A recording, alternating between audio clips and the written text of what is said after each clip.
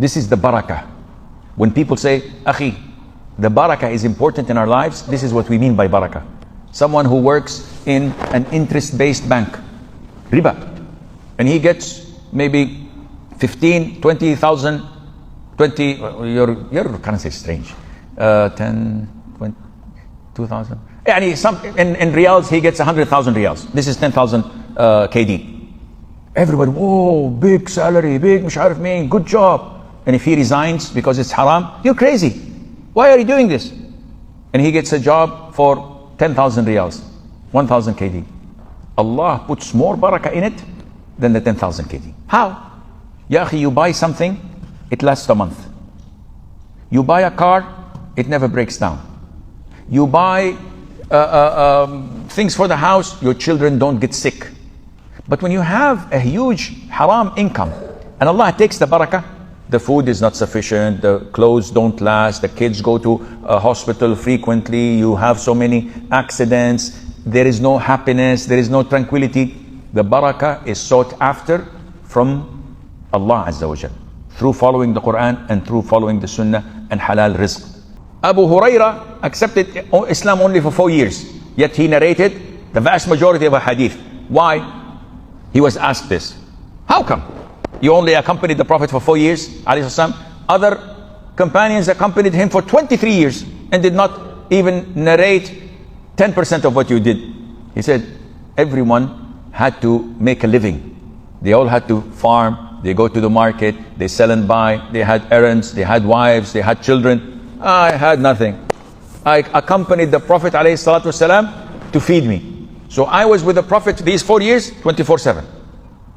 And I faced days where I was starving, totally hungry. So I used to meet Abu Bakr, I used to meet Umar, and I stand in their face, Salaam alaikum, do you know the hadith of the Prophet where he said something like that? And he says, I know the hadith more than them. Just I want them to look at me and say, yeah, the hadith is so and so, you look hungry, come and I will feed you. And then none of them would say such a thing, until the Prophet once saw me lying in the masjid. I thought I was dying, and he said, Abu Huraira, follow me. So I thought, whoa, now this is my luck.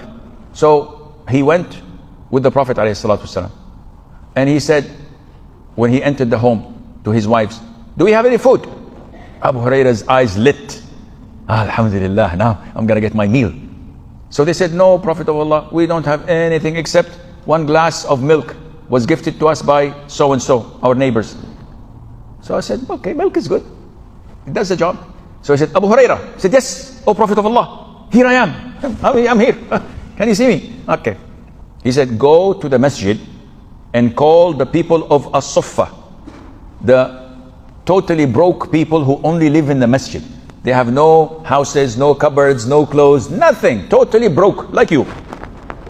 He said, go call them. There are 80 plus of them. What is this? But it's a direct order. So I left with an eye on the glass, but I couldn't do anything. So he went, he called them. So the Prophet said, invite them in 10 by 10. Not all of them, 10 people at a time.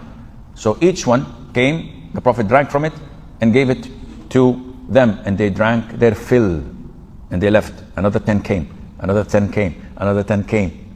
And then when they're all over, the Prophet said, Abu Huraira, drink. Why? There is an authentic hadith, by the way.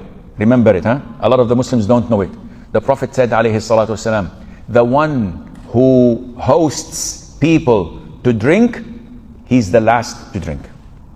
So if you're coming to drink, to host the guests, and you're pouring them some colas or some fizzy drinks or some juice, some of us pour themselves and drink their fill, then okay, no, you give the whole of the guests. This is the sunnah, and the last one to drink is you. So Abu Huraira, when he saw the Prophet telling him drink, he drank. The Prophet said, after he returned, drink more.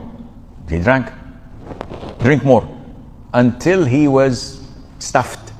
So the Prophet said, drink more. He said, by Allah who sent you with the truth, there is no room except for breath. Khalas. And subhanallah, One glass. This is the barakah.